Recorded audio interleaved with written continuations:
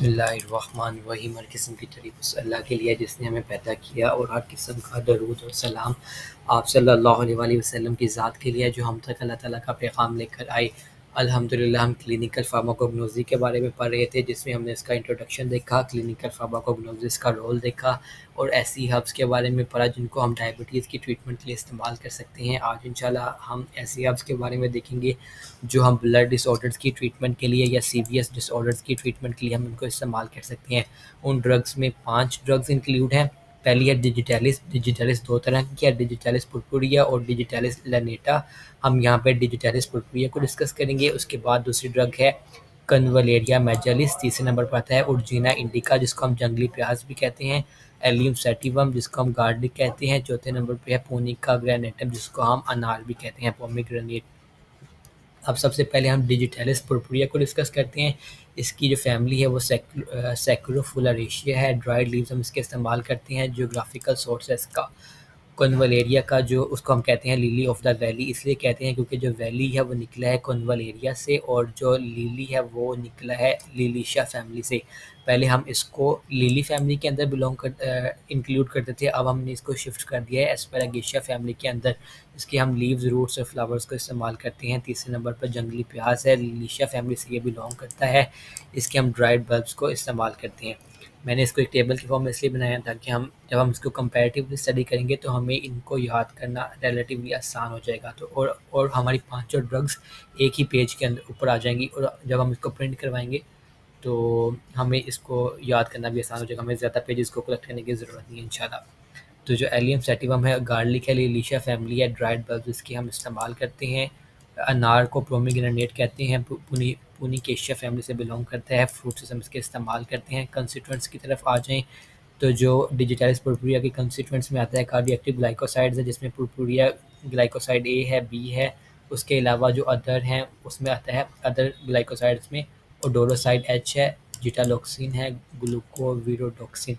उसके बाद इसके कंस्टिट्यूएंट्स में आता है कार्डिनोलाइड्स हैं, जिसके अंदर रफली वो कहता है 38 कार्डिक ग्लाइकोसाइड्स प्रेजेंट होते हैं। इसके बाद है कन्वेला मैरिन है, कन्वेला टॉक्सिन है, मेजालोसाइड है, ये इसके कंस्टिट्यूएंट्स में आता है। अब तीसरे नंबर पर आता है जंगली प्याज, जिसको हम स्क्वील भी कहते हैं। इसके अंदर जो कार्डियक ग्लाइकोसाइड्स किसके होते हैं, बुफा डी इनोलाइड्स। बुफा डी इनोलाइड्स के जो टाइप्स के ग्लाइकोसाइड्स होते हैं, जिसकी एग्जांपल में फॉलो कहते हैं। इसके अलावा स्काइलरिन ए और स्काइलरिन बी और एंजाइम स्काइलाटिनेज जो है एंजाइम इसके अंदर प्रेजेंट होता है जंगली प्याज के अंदर, ठीक है। और उसके बाद जो हमारे पास गार्लिक है उसके अंदर allicin, alliin, volatile oil, mucilages, albumin वगैरह बाकी चीज़ें आप कंसिक्वेंट्स पढ़ लेना इनके। तो क्योंकि हमें मेन उसको याद ही करना पड़ेगा। अगर हम स्पेसिफिकली जाएँ कि कौन सा कंस्टिट्यूएंट उसके क्या फ़ायदे हैं, तो हम नीचे कुछ कुछ पढ़ेंगे जो ज़्यादा इंपॉर्टेंट हैं, और बाकी अगर आपने फिर भी अगर पढ़ना है डिटेल में तो आप उसको गूगल कर सकते हो कि किस कंपोनेंट के जो आपके पास गार्लिक है या आपके पास जंगली प्याज है उसमें जो कंस्टिट्यूएंट है उसके क्या फ़ायदे हैं। तो मैं अभी ज़्यादा डिटेल में नहीं जा रहा, हम सिर्फ ये देख रहे हैं कि आपका जो कौन सी हर्ब्स हैं जिनको हम सीवियर डिसऑर्डर की ट्रीटमेंट के लिए इस्तेमाल कर रहे हैं और उनके अंदर कौन कौन से कंस्टिट्यूएंट हैं। मेन हमारा फोकस मैकेनिज्म ऑफ एक्शन पे है। तो सबसे पहले जो आपका है डिजिटैलिस, उसका मैकेनिज्म ऑफ एक्शन क्या है। आपने एक बात याद रखनी है कि हमारे हार्ट के जो सेल्स हैं उनके अंदर सोडियम पोटाशियम एटीपीएस पंप होता है, ठीक है। तो जो आपकी ये ड्रग है वो इस पंप को इनहिबिट कर देती है। ये पंप क्या कर रहा होता है कि सोडियम को सेल से बाहर निकाल रहा होता है। जब सोडियम सेल से बाहर नहीं निकलेगा तो बाहर जो है आपके सेल के फॉर एग्जाम्पल ये हमारा सेल था इस तरह, तो इस सेल के अंदर बाहर इस तरह ये बाहर इस जगह पर सोडियम की कंसंट्रेशन कम हो जाएगी। दूसरी तरफ एक और चैनल होता है, ये चैनल है, इसको कहते हैं हम sodium calcium channel. Sodium calcium channel का क्या काम होता है कि ये सोडियम को अंदर लेके आता है और जो आपका कैल्शियम होता है उसको बाहर लेके जाता है। जब सोडियम बाहर होगा ही नहीं तो वो अंदर कैसे आएगा। जब ये सोडियम अंदर नहीं आएगा तो आपका जो कैल्शियम है वो बाहर नहीं जाएगा, जिसकी वजह से सेल के अंदर कैल्शियम की कंसंट्रेशन ज़्यादा हो जाती है सेल के अंदर। आपने सिर्फ इतना याद रखना है, उम्मीद है आपको समझ गई होगी। अल्टीमेटली ये क्या करता है, ये वाला जो आपकी डिजिटैलिस ड्रग है ये सेल के अंदर कैल्शियम के लेवल को ज़्यादा कर देती है। कैल्शियम चैनल को ब्लॉक कर देता है या इनहिबिट हो जाता है, जिसकी वजह से कैल्शियम का लेवल सेल के अंदर ज़्यादा हो जाता है, जिसकी वजह से क्या होता है कि आपके जो हार्ट की कॉन्ट्रैक्टिलिटी है वो ज़्यादा हो जाती है। कॉन्ट्रैक्टिलिटी ऑफ हार्ट, आपने सिर्फ इतनी बात याद रखनी है मैकेनिज्म में। सबसे पहले क्या होता है कि सोडियम पोटेशियम एटीपीएस फॉर्म को इनहिबिट करता है, जिसकी वजह से सोडियम कैल्शियम जो चैनल है वो भी इनहिबिट हो जाता है, और जिसकी वजह से जो आपका सेल के अंदर कैल्शियम का लेवल ज़्यादा हो जाता है, जिसकी वजह से हार्ट की कॉन्ट्रैक्टिलिटी ज़्यादा हो जाती है। दूसरी जो ड्रग है आपकी लिली ऑफ द वैली, उसका भी सेम मैकेनिज्म ऑफ एक्शन है। तीसरी ड्रग जो आपकी जंगली प्याज है, उसका भी मैकेनिज्म ऑफ एक्शन सेम है।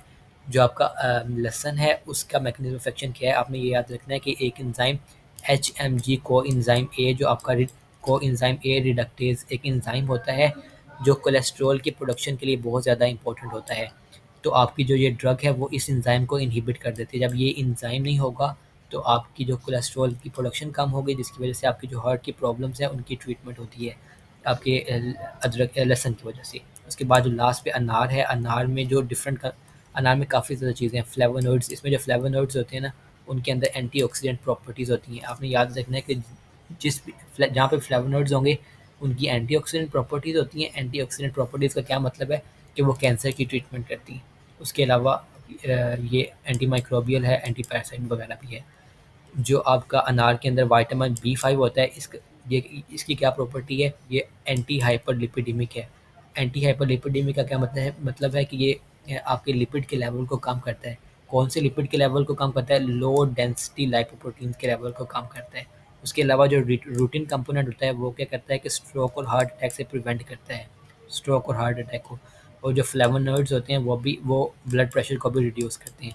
ये कंपोनेंट्स के, मैंने कहा था कंपोनेंट्स के भी हम डिस्कस करेंगे। हमने अनार के कंपोनेंट्स के रोल भी डिस्कस किए, बाकियों के नहीं किए। अगर आपने बाकियों के भी कंपोनेंट्स के रोल देखने हैं तो आप उसको गूगल कर सकते हो, मैंने यहाँ पे डिटेल में नहीं डिस्कस किए, उसके लिए माजरत है। उसके बाद है इन ड्रग्स के थेराप्यूटिक यूजेस। अब जो आपका डिजिटलिस था उसके यूजेस क्या हैं, एक मिनट अजान और ये वो सुन लें, इसके बाद हम कंटिन्यू करते हैं इंशाल्लाह।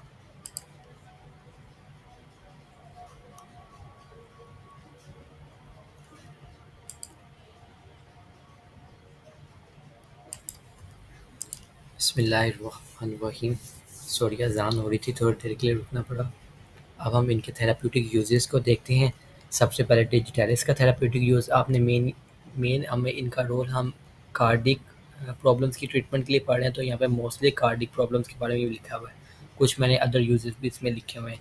जो आपका फोक्स ग्लव है, ये जिसको हम डिजिटलिस भी कहते हैं, वो कहता है कि ये हार्ट के ऊपर स्टिमुलेटरी इफेक्ट शो करता है। स्टिमुलेटरी का क्या मतलब है? हार्ट की कॉन्ट्रैक्टिलिटी को बढ़ा देता है, क्योंकि हमने पढ़ा कि कैल्शियम का लेवल जब ज़्यादा हो जाएगा तो हार्ट की कॉन्ट्रैक्टिलिटी ज़्यादा हो जाएगी, जिसकी वजह से क्या होगा कि ये हार्ट को इनेबल करता है कि वो बीट करे मोर स्लोली, पावरफुली और रेगुलरली विदाउट रिक्वायरिंग मोर ऑक्सीजन। इसके बाद ये हार्ट को उनकी उसकी फंक्शनिंग में हेल्प करता है। ठीक है, उसको जो नॉर्मल मैकेनिज़्म है, नॉर्मल उसका पंपिंग है, उसको दोबारा से बहाल कर देता है, आप कह सकते हो।